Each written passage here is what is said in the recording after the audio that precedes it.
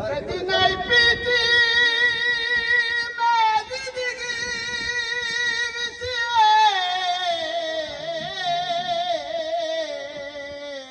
जियो जियो तेरे दुकान पिवाइए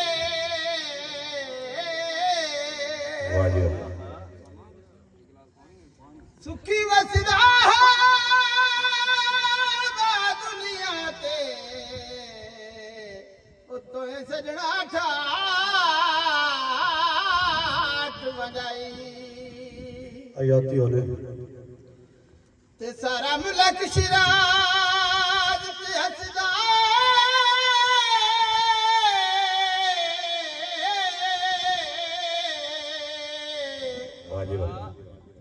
कंड ते तैयार लवाइए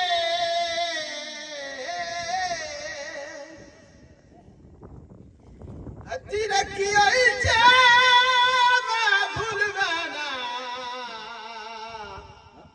तेरे सदमे होश बुलाई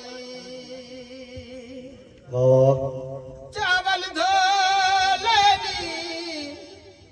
भला होगी बेदर्दा सुखी जिंदगी देखो लेनी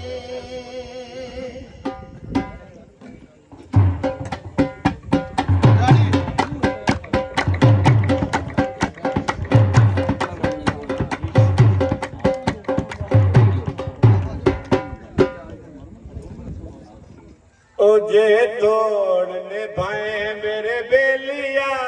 ओ तेरे ना